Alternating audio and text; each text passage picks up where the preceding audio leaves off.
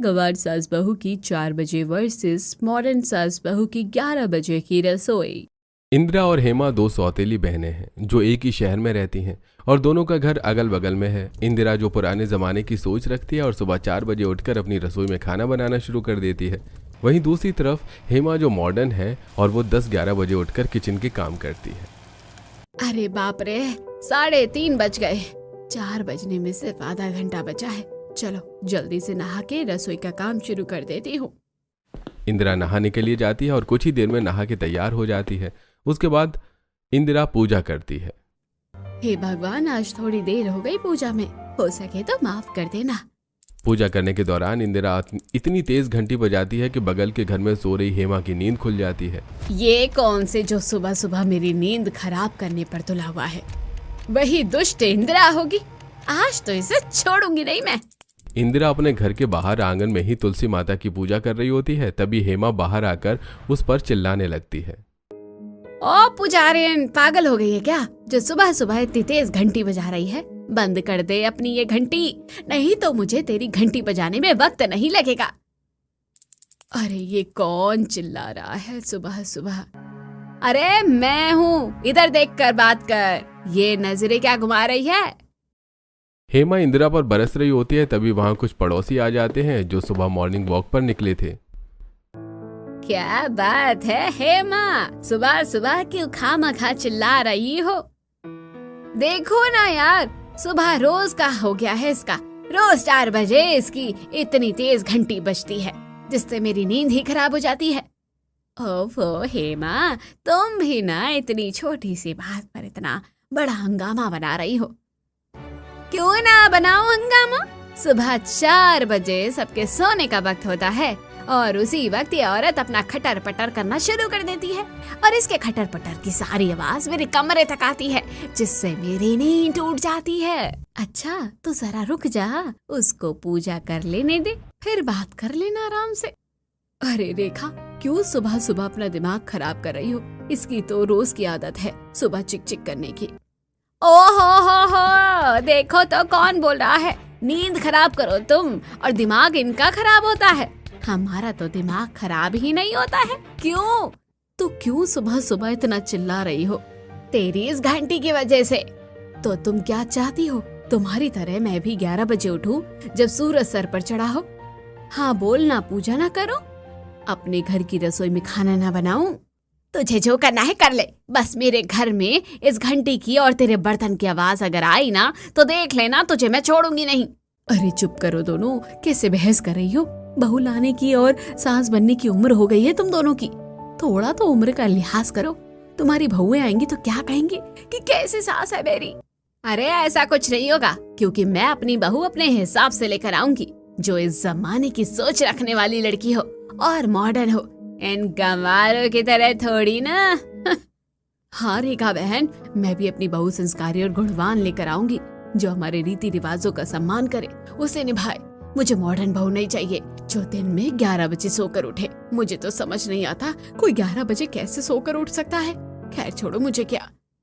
अच्छा चल ठीक है, जा हेमा, अब तू सो जा। अभी तो जा रही हूँ, लेकिन अगली बार छोड़ूंगी नहीं। इतना कहकर हेमा वहां से चली जाती है। तो फिर इंदिरा, तुम नहा धो के पूजा करके फ्री हो गई, अब रसोई में क्या बनाओगी? अरे पहले तो रसोई को गाय के गोबर से लीपूंगी, उसके बाद चूल्हा जलाऊंगी, फिर जाके खाना बनाना शुरू करूंगी। तू भी ना इंदिरा, आज के जमाने में भी पुराने जमाने की सोच लेकर चलती है। मुझे तो पुराने जमाने के तौर तरीके ही पसंद आते हैं। खैर आज मक्के की रोटी और सरसों का साग बनाने का सोचा है, तू खाएगी? हाँ क्यों नहीं, तू बना, मैं आकर तेरे पास ही बैठती हूँ, तेरी मदद भी कर दूंगी। आजा आजा, तुझे 4 बजे वाली रसोई में मक्के की रोटी और सरसों का साग बना के खिलाऊंगी। हाँ हाँ जरूर, भला रोज रोज ऐसे मक्के की रोटी सरसों का साग थोड़ी ना मिलता है। रेखा और इंदिरा दोनों रसोई में जाते हैं। इंदिरा रेखा को बैठने के लिए एक स्टूल देती है और खुद रसोई की लिपाई शुरू कर देती है और फिर चूल्हा जलाती है। अच्छा इंदिरा, मुझे साग दे दे, तब तक मैं साग काट देती हूँ, और तब तक तू मक्के की रोटी के लिए आटा गूंथ ले, फिर रोटी बना ले। उसमें भी तो टाइम लगता है, मक्के की रोटियां बनाना आसान थोड़ी ना है। तो क्या बहन, हाथों से ही तो रोटियां बनानी पड़ती है, बहुत मुश्किल है बनाना। ये ले साग, फटाफट काट दे, तब तक मैं इधर रोटियां बनाती हूँ। रेखा साग काटने लगती है और इंदिरा मक्के की रोटी की तैयारी में लगी हुई थी। वहीं दूसरी तरफ हेमा को अब नींद ही नहीं आ रही होती है। हेमा बिस्तर पर करवटें बदल रही होती है। इस इंदिरा की बच्ची को एक दिन दिखाऊंगी कि मैं क्या चीज हूँ। गवारों की सोच रखने वाली, वो क्या जाने मॉडर्न लोगों के स्टैंडर्ड को। बहू भी ऐसे ही लाकर लाऊंगी कि पूरा मोहल्ला मेरी बहू को देखता रह जाएगा। हेमा करवटें बदलते बदलते आखिरकार 6 बजे फिर से सो जाती है। वहीं दूसरी तरफ इंदिरा और रेखा दोनों मिलकर इंदिरा की रसोई में खाना बना लेती हैं। आखिरकार हमने सरसों का साग और मक्के की रोटी बना ही ली। इंदिरा, आज तेरी वजह से मुझे भी कितना कुछ सीखने को मिला। अब ऐसा कर कि जल्दी से बहू ले आ, जिससे तुझे इन सब कामों से छुटकारा मिले। पंडित जी से कहा तो है, देखो आज आने के लिए कहा था कि आकर बताएंगे रिश्ता। उनकी नजर में कोई लड़की है शायद। मैं तो कहती हूँ कि आज पंडित जी से अगर रिश्ता बताए तो तू उसे कंफर्म कर दे और जल्दी से बहू ले आ। हाँ हाँ, आज फाइनल करूंगी।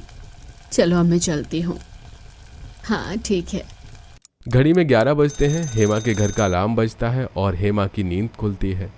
11 बज गए, वर्कआउट का वक्त हो गया है। जल्दी से उठ के फ्रेश हो जाती हूँ।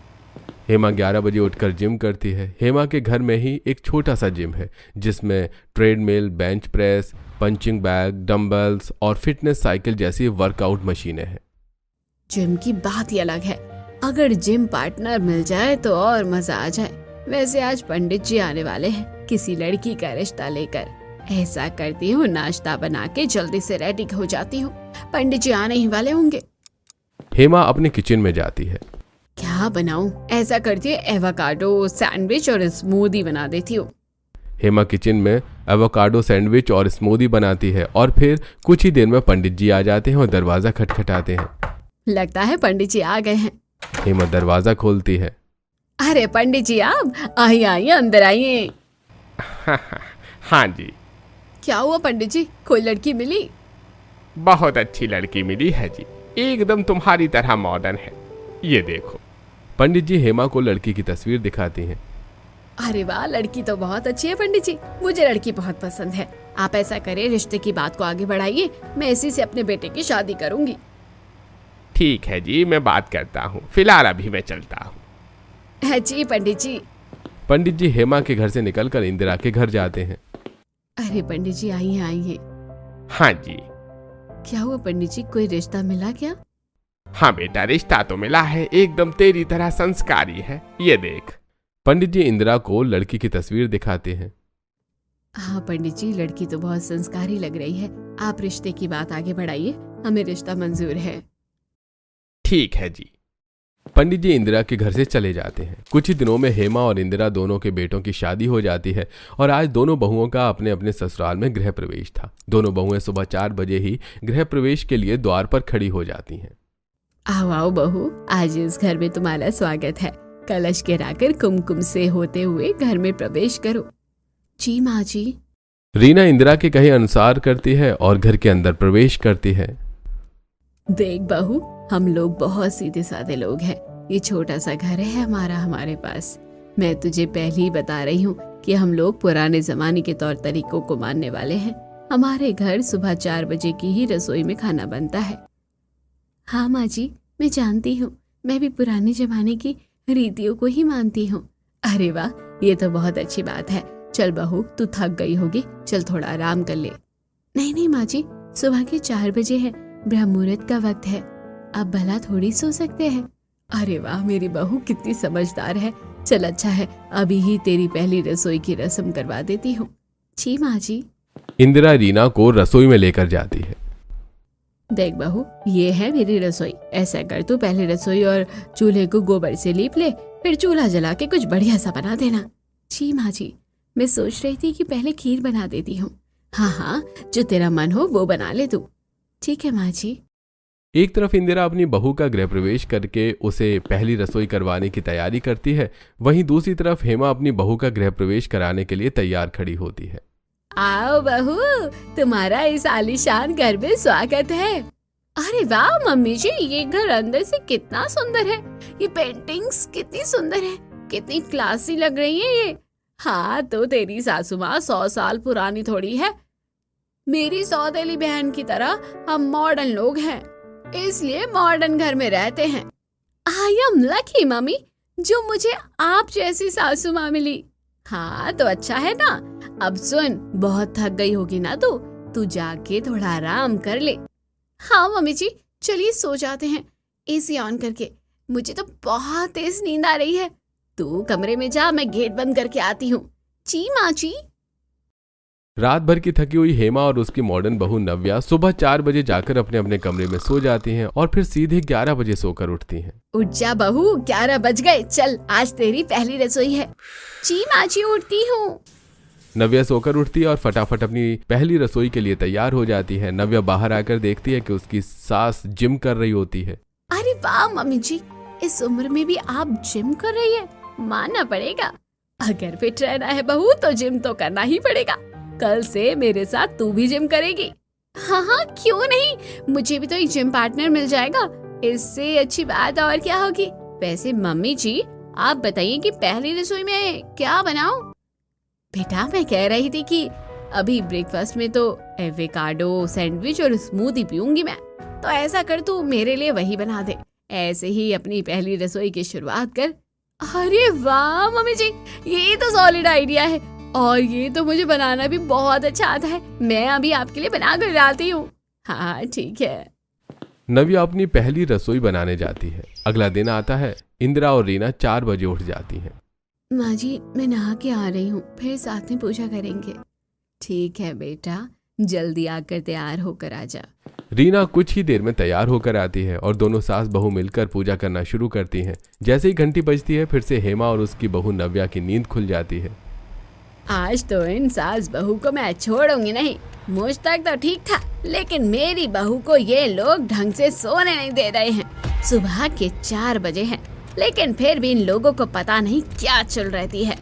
हेमा और नव्या इंदिरा के आंगन में जाती हैं, जहां इंदिरा और उसकी बहू भी पूजा कर रही होती है। ओ डायन, फिर से चालू हो गई सुबह सुबह। अरे अपनी हरकतों से कब बाज आएगी तू, बोल। क्या हुआ हेमा, आज बहू की भी नींद टूट गई, इसलिए और बौखला गई हो क्या, जो उसको डायन बोल रही हो? अरे तुम्हें क्या पता जब किसी की नींद टूटती है तो कैसा लगता है। एक दिन आजमा के देखना, तब पता चलेगा तुम्हें कि कैसा लगता है। अरे मैं नहीं, 3 बजे तक फोन चला के फिर 4 बजे सोती हूँ।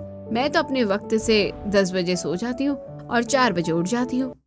तू कहना क्या चाहती है कि मैं भी 3 बजे सोती हूँ? अरे सोती भी हूँ तो तुझे क्या। माँ जी शांत हो जाइए। हाँ हाँ बहू, अपनी इस पागल सास को समझा कि रोज रोज सुबह सुबह ड्रामे ना करे। देखिए आंटी जी, आप मेरी सासू माँ के बारे में ना ऐसे बोल नहीं सकती। इस मोहल्ले में उनकी बहुत इज्जत है। अगर आप इस तरीके से बोलेंगी ना तो हमें भी आपको उसी भाषा में जवाब देना पड़ेगा। अरे बोल तो रही हूँ अपनी सासू माँ की जुबान, अब और कैसे बोलूंगी। रेखा नव्या और हेमा से लड़ी रही होती है, तब तक इंदिरा और रीना की पूजा हो जाती है। अरे रेखा, तू फिर इन लोगों के मुंह लग रही है। अरे छोड़ ना, बोलने देने। ये राक्षस है जो खुद तो कुछ अच्छा करेंगे नहीं और दूसरों को भी करने नहीं देंगे। क्या कहा तूने? हम राक्षस हैं? हाँ तू राक्षस है, तभी तो 11 बजे सोकर उठती है। मैं 11 बजे चाहे उठूं या 12 बजे, तुझे उससे क्या? माँ जी आप प्लीज मत बोलिए, हमें रसोई में खाना भी बनाना है। चलिए चलते हैं। हाँ बहू, चिल्लाने देने। जाओ रेखा, तुम भी अपने काम कर लो, वरना इन लोगों के पीछे अपना दिमाग खराब करोगी। हाँ हाँ मैं जा रही हूँ। इतना कह के सभी अपने अपने घर में चली जाती हैं और हेमा वहीं खड़ी देखती रह जाती है। हाँ हाँ जाओ जाओ जाओ, अब देखना तुम लोग मैं क्या करती हूँ। इन लोगों का कुछ तो करना पड़ेगा। फिलहाल तो सोने चलते हैं, नींद आ रही है। इतना बोल के हेमा और नव्या अंदर सोने चली जाती हैं और दूसरी तरफ इंदिरा और उसकी बहू रीना रसोई की तैयारी कर रही थी। माँ जी मैंने रसोई लीप दी है, आप चूल्हा जला दीजिए, तब तक मैं हाथ धोकर आती हूँ। अच्छा ठीक है, जा। रीना हाथ धोकर आती है। माँ जी क्या बनाना है आज खाने में? बेटा आज मेरा टमाटर की सौंधी सौंधी खुशबू वाली टमाटर की चटनी और मोटी मोटी रोटियां खाने का मन है। मजा ही आ जाएगा माँ। चलिए आज मैं यही बनाती हूँ। तो ला दे टमाटर, मैं चूल्हे पर पकाती हूँ, जब तक तू आटा लगा ले। ठीक है माँ जी। कुछ देर में खाना बन जाता है और दोनों सास बहू साथ मिलकर खाना भी खा लेती हैं। अब 11 बज चुके थे। दोनों सास बहू काम करते करते थक गई थी। बहुत थक गई हूँ, सोच रही हूँ थोड़ा आराम कर लूँ। तू भी थोड़ा आराम कर ले बहू। हाँ माँ, चलिए कमरे में चल के आराम करके सो जाते हैं 1 घंटा। हाँ हाँ ठीक है। दोनों सास बहू कमरे में जाके सो जाती हैं। दूसरी तरफ हेमा के घर में अब जाकर दोनों सास बहू की नींद खुली थी। चलिए माँ जी, जिम कर लेते हैं। आप भी चेंज करके जिम रूम में आ जाइए। हाँ बेटा, आती हूँ। कुछ देर में हेमा जिम वेयर पहन कर आती है और म्यूजिक का वॉल्यूम फुल कर देती है और एक्सरसाइज करती है। माँ जी, वॉल्यूम फुल क्यों कर दिया? अरे बेटा, दोनों बगल वालियों ने सुबह हमारी नींद खराब की थी, तो अब हमारी बारी है उनकी नींद खराब करने की। काम करके दोनों सो गए होंगे तो थोड़ा तो परेशान करना बनता है ना। वाह माँ जी, आपका जवाब नहीं है। वैसे माँ जी, मैं एवोकाडो सैंडविच और स्मूदी बनाने जा रही हूँ। और हाँ मम्मी जी, किचन का दरवाजा ढीला हो गया है, उसे सही करवा लीजिएगा। हाँ बेटा ठीक है, करवा लूंगी। हेमा और नव्या बात कर ही रही होती हैं कि तभी तेज वॉल्यूम की वजह से डिस्टर्ब होकर इंदिरा और रीना हेमा के घर के बाहर आकर खड़ी हो जाती हैं। अरे ये क्या लगा रखा है सुबह सुबह, परेशान कर दिया है एकदम। बंद करो गाना। इंदिरा की आवाज सुनकर हेमा बाहर आती है। नहीं बंद करेंगे, अगर दम है तो बंद करवा के दिखाओ। नहीं बंद करेगी तो ठीक है, अब तू कल सुबह मिल, फिर बताते हैं तुझे। हाँ हाँ जा, क्या बताएगी मुझे? इतना कह के इंदिरा अपने घर चली जाती है। माँ जी छोड़िए ना, बहू परेशान करने का एक नया तरीका ढूंढ लिया है इसने। कितनी तेज आवाज आ रही है गाने की। अब रोज रोज ऐसे ही चलता है। सुबह 4 बजे रसोई बनाने के लिए जब इंदिरा नहा धो के तैयार होकर पूजा करती है तो हेमा और उसकी बहू को दिक्कत होती है, और जब हेमा 11 बजे जिम के लिए म्यूजिक चलाती है तो इंदिरा और उसकी बहू को दिक्कत होती है। एक दिन हेमा फुल वॉल्यूम में म्यूजिक चला रही होती है और इंदिरा और रीना बाहर आंगन में ही बैठी होती हैं। माँ जी, आखिर ये कब तक ऐसे चलता रहेगा? ये सही तो नहीं है। हम कर भी क्या सकते हैं बहू? तभी सामने से रेखा आती है। अरे ये क्या हो गया हेमा को? आज पूरे मोहल्ले को परेशान करके रखा हुआ है। पूरा मोहल्ला बाहर निकल के आपस में बातें कर रहा था। वहीं हेमा और उसकी बहू नव्या को कुछ पता ही नहीं था कि उनके म्यूजिक वॉल्यूम की वजह से सब कितना परेशान हो रहे हैं। माँ जी, मैं ब्रेकफास्ट बनाने जा रही हूँ, एवोकाडो सैंडविच और स्मूदी। ठीक है बेटा, जा बना दे। नव्या जैसे ही किचन का दरवाजा खोलती है, दरवाजा ढीला होने की वजह से नव्या के ऊपर गिर जाता है और नव्या चिल्लाने लगती है। माँ जी बचाइए, माँ जी। हेमा म्यूजिक बंद करके किचन में जाती है और देखती है कि नव्या के ऊपर ही दरवाजा गिरा हुआ है। अरे बचाओ बचाओ, मेरी बहू को कोई बचाओ। इसको क्या हो गया? ये लोग चिल्ला क्यों रहे हैं? लगता है माँ जी इन्हें हमारी जरूरत है। चलिए रेखा आंटी चलते हैं। नहीं नहीं, मैं नहीं जाऊंगी, तुम ही लोग जाओ। ठीक है। इंदिरा और रीना हेमा के घर के अंदर जाती हैं। अरे ये क्या, दरवाजा उठाओ।